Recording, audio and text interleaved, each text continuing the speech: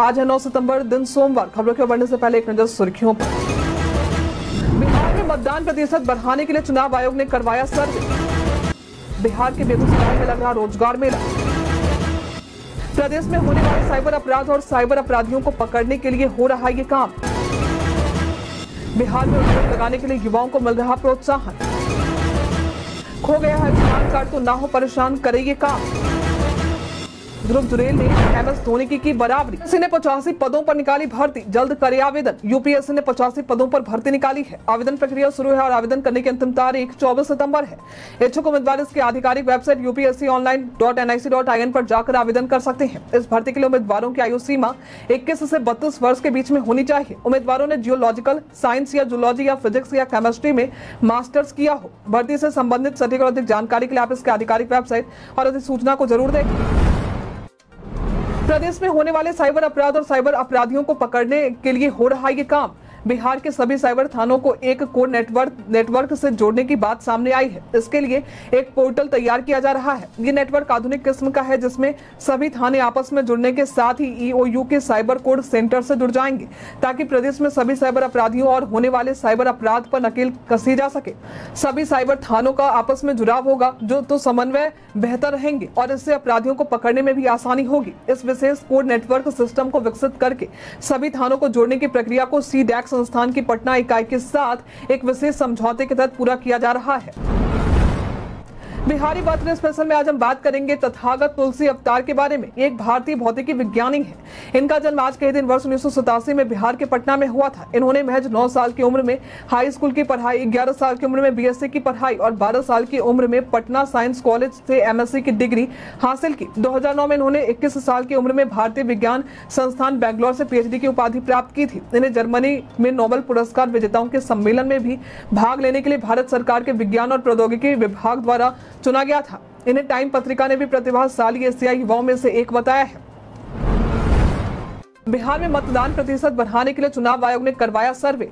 बिहार में मतदान प्रतिशत बढ़ाने के लिए भारत निर्वाचन आयोग ने लोकसभा चुनाव 2024 में कई कोशिशें की थी, लेकिन बावजूद इसके मतदान प्रतिशत कम रहा। इसे देखते हुए बिहार में विधानसभा चुनाव से पहले चुनाव आयोग प्रदेश के सभी 243 विधानसभा क्षेत्रों में सर्वे करवा रही है। इस सर्वे के तहत लोगों से कम मतदान प्रतिशत को लेकर सवाल किए जा रहे थे। प्रदेश के सभी विधानसभा क्षेत्र के 4 बूथ पर यह सर्वे चल रहा था। 4 सितंबर से शुरू हुआ ये सर्वे 8 सितंबर तक चला है।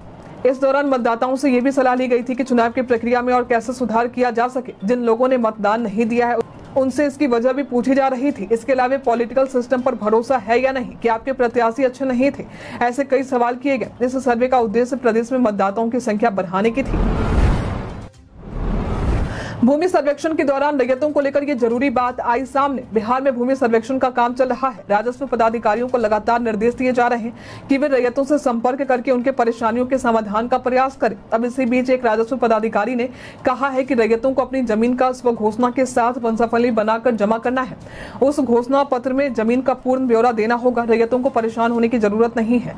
नोटरी या दंडाधिकारी से कोई शपथ पत्र नहीं देना है। सरपंच या कोई भी जनप्रतिनिधियों के हस्ताक्षर की जरूरत नहीं है। उन्होंने बताया कि सर्वे में रैयतों को केवल अपनी जमीन का मालिकाना हक से संबंधित कागजात या ब्यौरा देना है। रैयतों को स्व घोषणा पत्र के साथ स्व वंशावली यानी अपने हाथों से लिखा हुआ वंशावली ही मान्य है। आपको बता दें कि हमने ये जानकारी मीडिया खबरों के मुताबिक दी है। नियोजित शिक्षकों की तुलना में अब BPSC शिक्षकों को मिलेगी प्राथमिकता।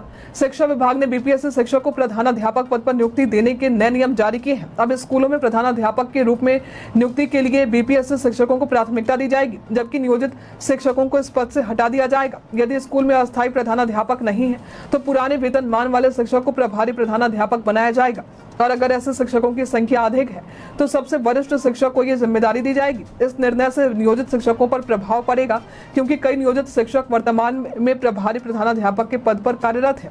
DPO स्थापना ने सभी अधिकारियों को विभाग के आदेश की जानकारी दे दी है। भभुआ में शिक्षकों की बैठक में इस मुद्दे पर चर्चा की गई, जिसमें शिक्षकों की ऑनलाइन उपस्थिति बंद करने की मांग भी उठाई गई थी। डेंगू से निपटने के लिए जिलों को आवंटित होगी फॉगिंग मशीनें। स्वास्थ्य विभाग के अनुसार पिछले वर्षों में कई जिलों को फॉगिंग मशीनें आवंटित की गई थी, लेकिन कुछ मशीनें खराब हो गई हैं, जिससे फॉगिंग कार्य प्रभावित हो रहा है। इस परेशानी को देखते हुए राज्य सरकार ने मई जून में 120 नई फॉगिंग मशीनें खरीदने का आदेश दिया था। ये मशीनें अब जिलों में वितरित की जाएंगी। जिलों की जनसंख्या और क्षेत्रफल के आधार पर मशीनों का आवंटन किया जाएगा। डेंगू से प्रभावित जिलों जैसे भागलपुर, मुंगेर, गया, गोपालगंज और मुजफ्फरपुर को 5-5 मशीनें मिलेंगी, जबकि अरवल, औरंगाबाद, दरभंगा, कटिहार, पूर्णिया, सारण और सिवान को 4-4 मशीनें दी जाएंगी। पटना को 3 और अन्य जिलों को 1 से 3 मशीनें दी जाएंगी। मशीनें इस महीने के अंत तक जिलों को मिल जाने की उम्मीद है। इन मशीनों की खरीद के लिए 76 लाख रुपए का बजट स्वीकृत किया गया है।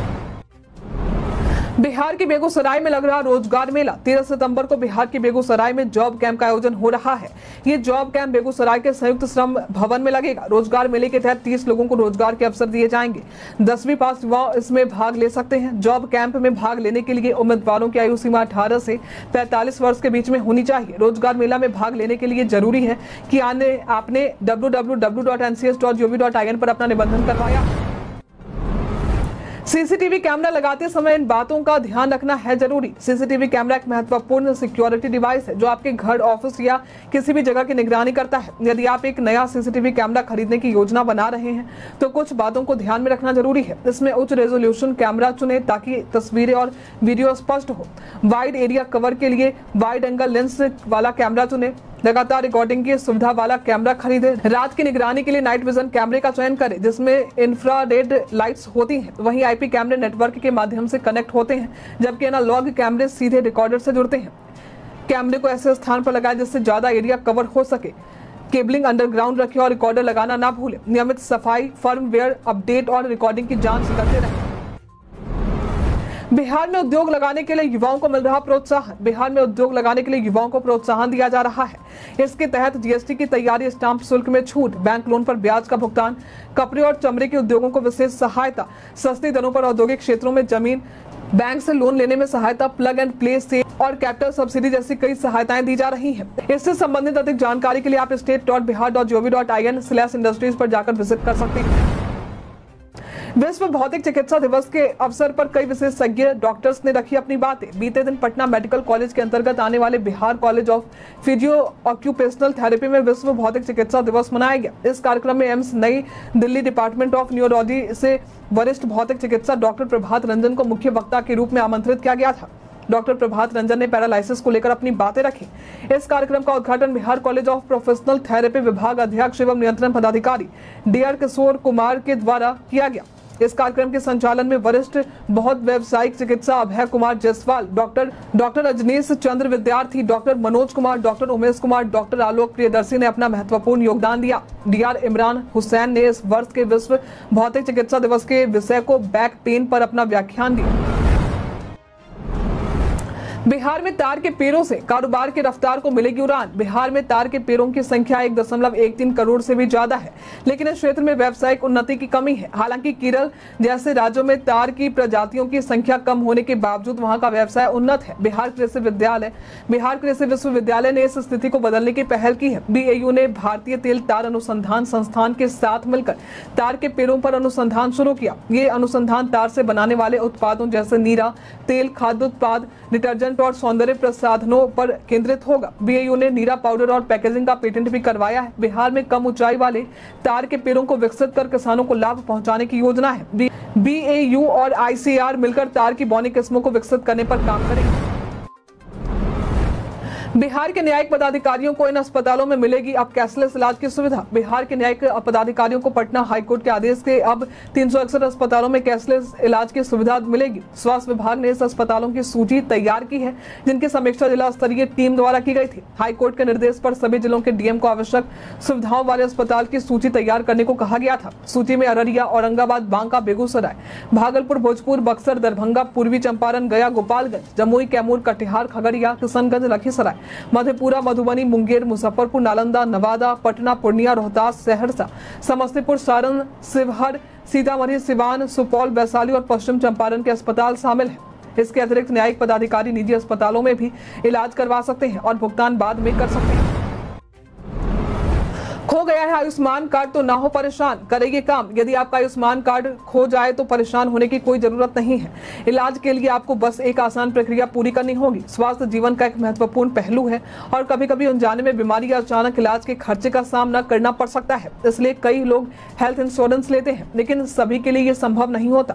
आयुष्मान भारत योजना गरीब और जरूरतमंद लोगों की 5 लाख रुपए तक का मुफ्त इलाज प्रदान करती है। इसके तहत आयुष्मान कार्ड जारी किया जाता है जो आपको सूचीबद्ध अस्पतालों में मुफ्त इलाज का लाभ देते हैं। अगर आपका आयुष्मान कार्ड खो जाता है तो अस्पताल में अपने रजिस्टर्ड मोबाइल नंबर को बनाएं। वहां मौजूद आयुष्मान मित्र आपकी पहचान की पुष्टि करेंगे और आपको मुफ्त में इलाज मिल सकेगा। इससे संबंधित अधिक जानकारी के लिए आप आयुष्मान मित्र से सलाह ले सकते हैं।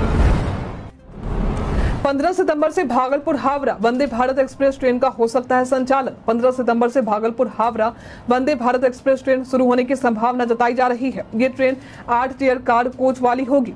इस रेलखंड पर चलने वाली पहली वंदे भारत ट्रेन को हरी झंडी दिखाने रेल मंत्री भी पहुंच सकते हैं। इस ट्रेन के संचालन को लेकर एक टाइम टेबल भी वायरल होता दिखाई दे रहा।